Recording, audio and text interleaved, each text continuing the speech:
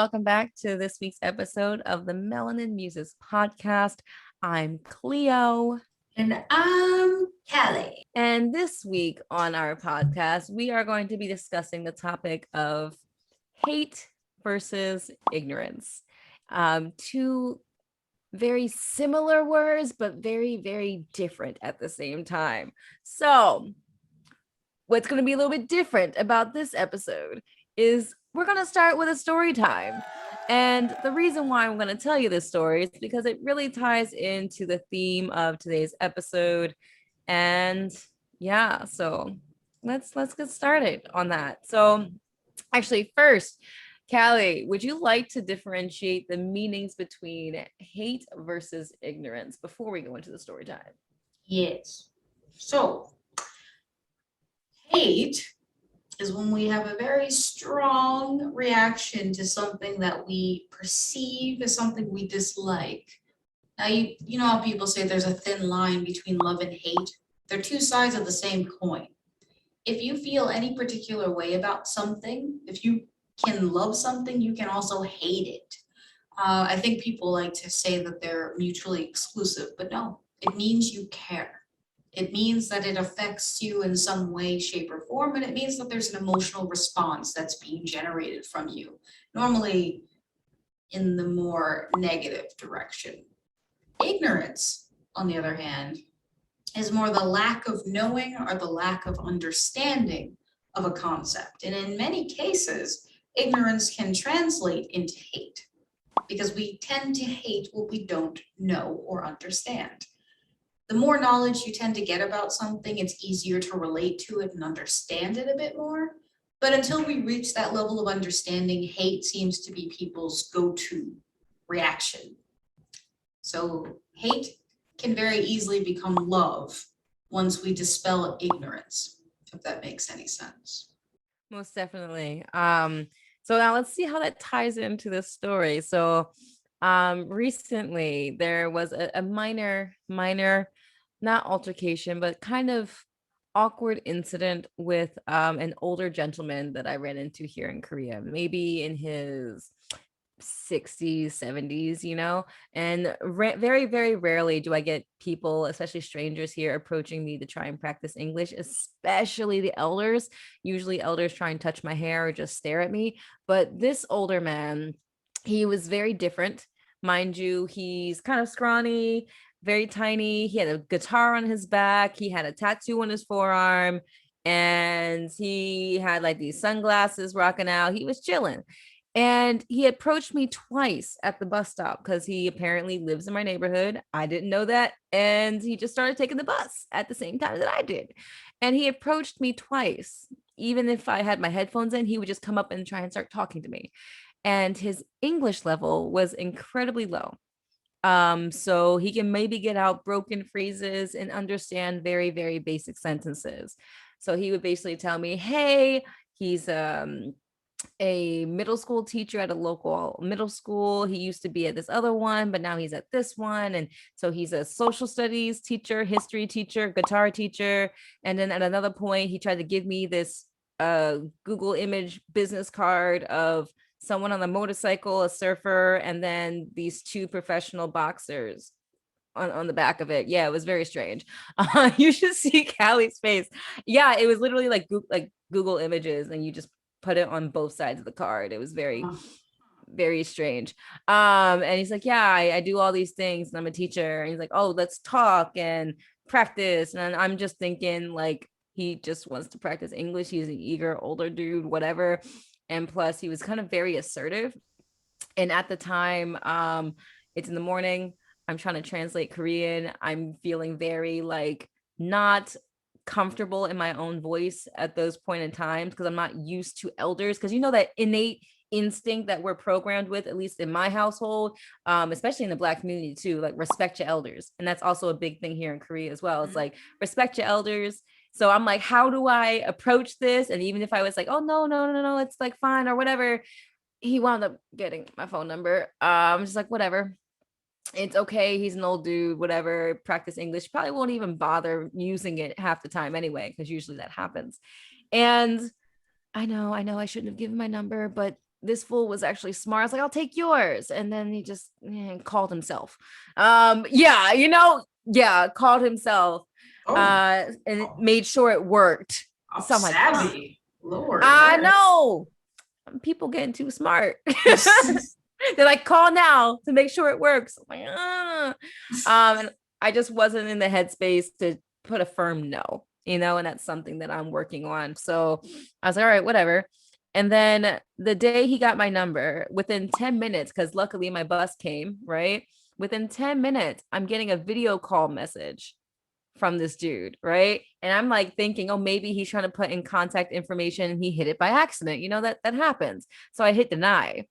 And then 10 minutes later, I get another text message, right? And the text message is essentially saying, I want you happy today. And I'm assuming it's just because of translation and language barriers. He's like, have a good day, essentially. I'm like, okay, I can go with that. Okay. And mind you, this is at 8 a.m. So we met at 7:34 in the morning. He tries to call me within like 10 minutes of that. And then like 10 minutes after that at 8 a.m., he's like, oh, I want you happy today. And I just get to work. I'm like, okay, whatever. And I wait a few minutes and like, okay, thank you. Have a good day. That's it. 25 minutes later, he sends me a block message in Korean. And he's like, oh, not English, sorry. And immediately when I start looking at it, because I can read and I can understand a bit, and I go to translate, I immediately recognize the term for Black people in the message that he sent to me. And I'm like, okay, I need a professional to translate this, because the Papago or professional translation of this says, it's not that Black people's lives are precious. All human lives are precious. I think the life of all living things is precious. Oh. That was the direct translation that the translator application gave me. And when I was like, hold up, it was one of those pause moments, right? You should see Callie's face right now. I go to my co-teacher and I show her this message. I'm like, can you please just translate this? Because I need to know before I get upset. And she's just like, oh, he's pretty much saying that like everyone's life is precious, not just Black people. So they're precious, but everyone is precious, right? And then I'm like, what do you mean? And I didn't respond. To him. I just let it go. I'm like, I have class soon. I'm not going to be bothered. Mm-hmm. And then 22 minutes later, I didn't respond to him. He said, white skin, Black skin, yellow skin, same. Mm-hmm. Now, first class start. So now his first class was starting, so he's leaving. And I'm like, and my co-teacher like, were you guys talking about racism? I'm like, no, we were not talking about anything race related. He was telling me he was a teacher and he could barely explain that. So how the heck were we talking about racism? Mm-hmm. And she's like, oh, from what he said, it sounds like y'all were talking about racism. I'm like, no. And that's what, at first, my emotional response was angry, annoyed, and upset, because I know the only reason why he said that was because I'm a Black person. That's the only reason he brought that up. And possibly because scrolling through my profile pictures on my application, like not only did he got my number, but he added me on Kakao. So Kakao is the messaging app here in Korea. And if you have someone's phone number, you can automatically add them to that messaging app instead of texting them. So that's what he did. He added my number. And so he added me to the messenger. Oh my goodness. And I'm assuming he was scrolling through my profile photos. And on one of the profile photos in Korean, it says Black Lives Matter. And that's where I'm assuming he might have gotten that from. And he felt the need to address it. And I don't know why. And it infuriated me. I'm like, why do you feel like this is necessary? And she's like, well, maybe he just is trying to connect with you, because I'm just like, I get that. But common sense would say, that's not the first thing you mention to someone, and I know, and I was so annoyed. I cried a little bit because I was just so pissed off. I'm like, you don't understand the complications behind what you just said. Mm-hmm. And my immediate reaction was to block him. Mm-hmm. And I'm like, this is not okay. But then after I went to my class and I cooled off a bit, I was like, you know what, this could potentially be a teaching moment because, cultural barriers. And being here during the George Floyd incident, I got to see firsthand what people are being told here in other countries. They are pretty much, they're not getting the real story half the time. They're only getting the bad parts of the story. I.e. when the rioting happened and the looting happened, more of that was being broadcast internationally than the peaceful protests. And even one of my girlfriends at her school, because she was also a teacher here, one of her co-teachers was like, I don't understand how these N-words keep trashing things and what causing havoc and stuff like that. She actually said it, I'm just bleeping myself out because I don't want us to get in trouble or blocked or something online. But she actually used the N-word. And mind you, my friend is Black, and she said this to her face. And when my friend tried to tell her that's not okay, you can't say that, her coworker didn't want to correct herself. And mind you, her coworker was a Korean woman. So the ignorance is just so strong because a lot of people here don't understand the context behind the racism that happens in America. They just, because it's a homogeneous country, 99.9% of the country is freaking Korean or of other Asian descent. Only recently is it starting to kind of like open up, more and more foreigners are moving here, but 9 times out of 10 you're going to see another Korean. So the concept of racism, as far as they understand it, is just someone who has a deeper tan, like the complexities, like the intricate complexities is not understood. So I tried to think of it from that perspective of, oh, he's just one, he's an old guy from an older generation. And then two, he's from a country that isn't very knowledgeable about the racism in America. So perhaps it's a cultural misunderstanding, right? So I messaged him and I just said, you are entitled to your opinion, but race is a very sensitive topic to discuss. Yes, everyone's life is important, but the topic of Black people's lives is more complex and complicated to understand due to many reasons. In Korea, life is very different, so it can be very difficult to understand. So I can respect how you feel, but I do not 100% agree. Yes. And all he said was Happy Thanksgiving Day and see you later, because this is the Korean holiday season and it was Chuseok. And he just said Happy Thanksgiving Day. And I'm just like, one, I understand English is hard, but you could have used a translator like I did to try and communicate. Because if you really want to communicate with a foreigner, or you really want to communicate with someone who speaks a different language, you will use tools to help you do that, rather than just skipping over things you don't like. And don't bring up this conversation if you're not willing to actually talk about it. So as a response to that, I said, thank you, you too. Though I think it's best if we don't continue talking. I wish you the best and goodbye. And please do not contact me again. He said, thanks, 2 minutes later, right? And I didn't respond. Tell me how the next morning at 7:43 a.m., he's like, good morning, rainy day, long time holiday. The 23rd and 24th are my school holidays, because he wasn't at the bus stop that day. So he decided to wake up and message me in the morning to tell me it's his vacation time. And I blocked him after that. And the reason I tie this into the topic of ignorance versus hate is because what many people don't seem to understand is this, I think, is definitely a case of ignorance, and it's not coming from a place of malicious intent. It's not coming from a place of anger for someone existing just because they're brown. This is coming from a cultural difference of, yeah, every life is precious because they don't know any different, because if you're surrounded by other people who look like you can't just be like, well, you're Asian, you're bad, but I'm also Asian, because so that makes me bad. It's just they don't understand the complexities and the intricate nature of it, because in America, we're killed by people who are supposed to protect us. So we can't even trust our protectors who are supposed to keep us and our children safe.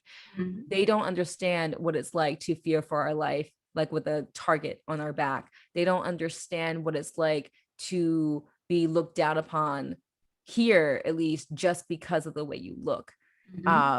They don't understand aspects of your culture being taken, and it's cool for other people, but it's terrible and makes you a threat when it's you.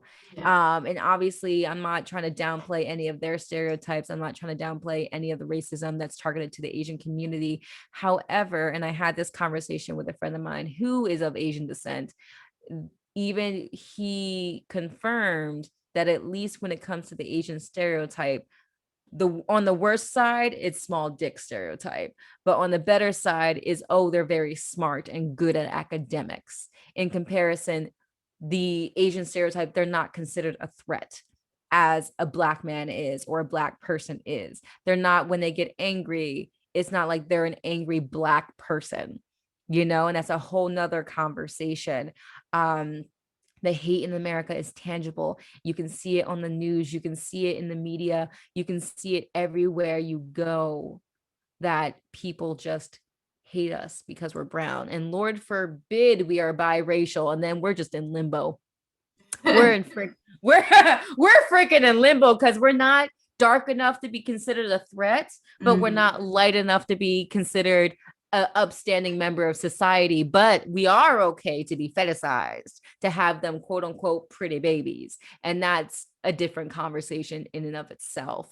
um so this, I think, is a case of ignorance, but there are definitely cases of hate, and that's every day in America, I believe. Like, what are your thoughts on all of these shenanigans, my dear? First of all, I want to commend your grace in that situation because listening to that story, for those of you who are listening via podcast, I'm very aware of my face, very, very aware of my facial expressions.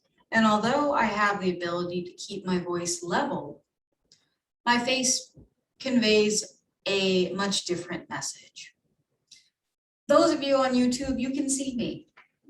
So you can understand what's happening to my face as I listen to Cleo share her story today. Those kinds of situations I have very little patience for, despite the language barrier, and it is a challenge for me to harness the patience and grace that Cleo has shown. Simply because, as she mentioned, these are situations that Black people specifically encounter every day. From the moment we are born to the moment we die, we have a target on our back, simply because of how our skin color is. This is something we cannot change. And no matter if you grow up in a suburban area, no matter your level of education, no matter the partner you marry or conceive children with, you will always be Black and you will always be a second-class citizen in America. And until we can change those circumstances within our social hierarchy, or at least garner conversations with other groups to understand the injustices that Black people have faced for well over 400 years, this will be the norm and the reality that many Black people face. Unfortunately, many cultures internationally aren't privy to this information, and thus the Black experience internationally is also a challenging one. As Black women, we face a particular level of discrimination when it comes to dating, when it comes to our level of desirability and how we are taken in professional environments. Despite being the most educated group in America currently, we are still the least paid for the jobs that we do. I say all this to say that the energy that we extend every day in trying to survive our circumstances when the odds are stacked against us is not a way of saying, poor me, look at me and pity me. It's a way of saying that we have managed to build our strength off the backs of other people who have died. And I say that heavily, died, for us to have opportunities to hold the positions that we do in our society today. It's exhausting. It is exhausting to be the strong Black woman stereotype because we're not seen as human beings with feelings, pain, sadness, and just emotions We are seen as these monoliths that are a threat to anyone around them. So the fact that Cleo is able to share her story and extend that level of grace to someone who, in fact, is ignorant of our daily life struggles and circumstances is a testament to her character. As for me, you catch me on a good day.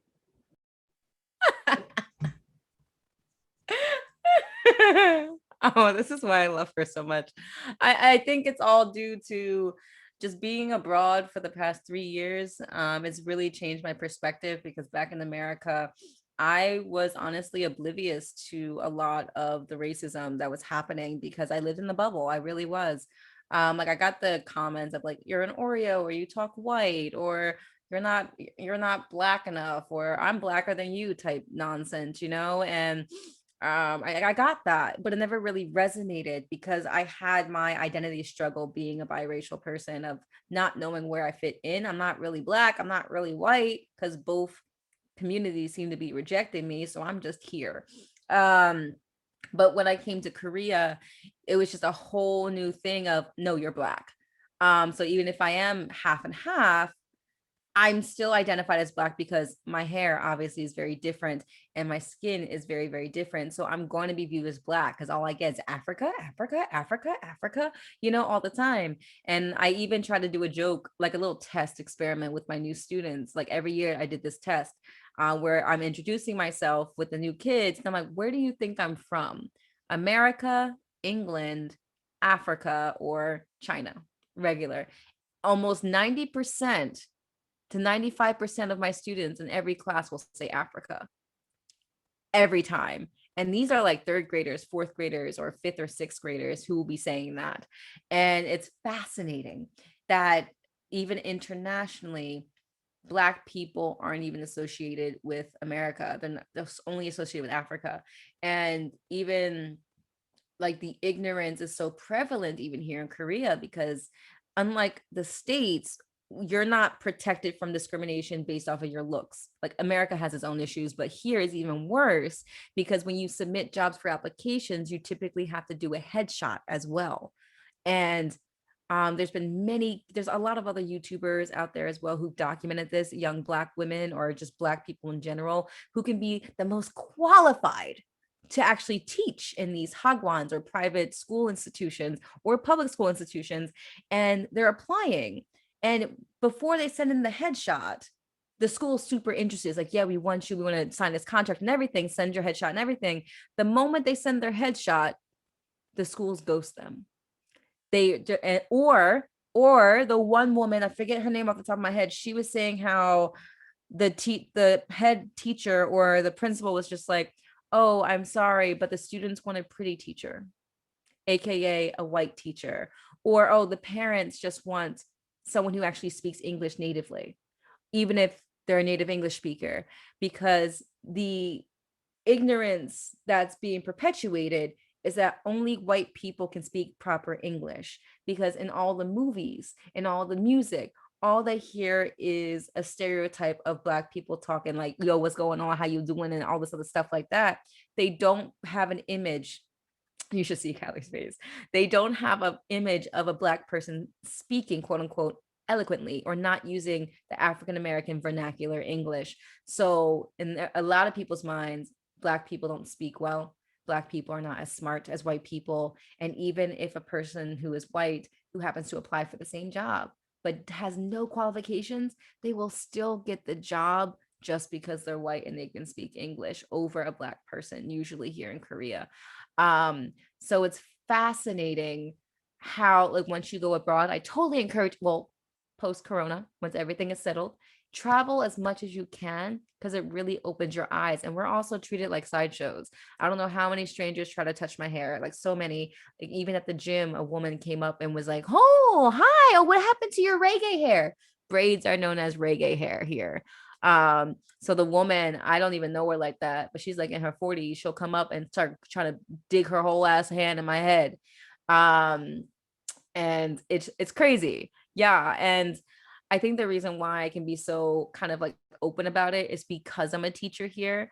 My students, I know I'm the first person they've met 9 times out of 10. I'm the first Black person they've ever met, and I'm the first foreigner they've ever met. So I want to ensure to give them a positive representation. And it's a lot of pressure being that first for somebody and having to represent unintentionally how the whole race is portrayed, especially if you are different than the stereotype that's portrayed in the media. And I do my best to try and make sure that first impression is a good one. And that's why I try to post videos, if I do post videos, of my kids all in my hair and like, teacher, it's a cloud. Teacher, cotton candy. Teacher, is that a perm? I'm like, no, just add water. I'm a chia pet, you know? And yeah, I try to have this understanding that a lot of the time it's just what people are taught. And that for those of you who want to combat this ignorance versus hate, the biggest, oh my God, English, the biggest signifier of someone who's worth your time, especially for my people of color, is if they're open and willing to have a conversation about it. So that's why for the story of this old man, when I addressed that this was a sensitive topic and that it's very complex and intricate, but I'm open to have this conversation. If he would have responded, even in broken English, hey, I'm sorry if I offended you. Can we talk more about this? I want to learn. Then I know that person's worth my time to communicate more and have this conversation with. However, since he completely bypassed it and ignored it, that shows that you're not worth keeping in my life. And this is the key signifier to you guys and ladies, everyone, to if you are even dealing with microaggressions, address it. And then depending how that person responds, that will show you their true character. If they immediately get up and I was like, oh my God, why are you calling me a racist then? Oh no, no, I'm not doing this. You know that person's not worth it. It's not worth arguing with idiocy. It's just not worth it. You can't change someone who doesn't want to be helped. So, but if the person's like, you know what, I'm sorry, that was my fault, I did not realize, can you teach me more? Then that's a sign of someone who actually is willing to learn and wanting to understand you more and your culture more. So keep that in mind. So on that note, my brain farted for a second. Callie, anything you want to add?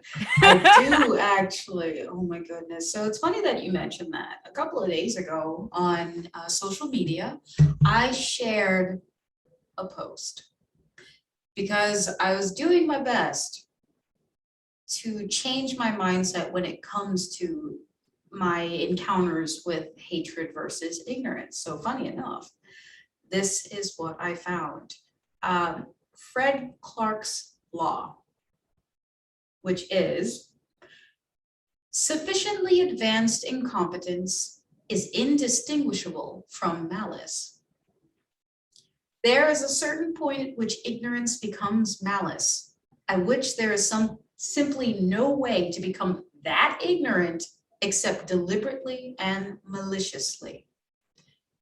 So to add to what Cleo was saying, you can distinguish between hatred or malice and ignorance by the degree to which someone is willing to convert their ignorance into knowledge. 100%, you dropping these gems, Callie. I think that was a perfect note to end this on. So guys, like, just remember, if you like what you heard today, it doesn't have to end here. What? Why are you laughing at me? I was just so excited.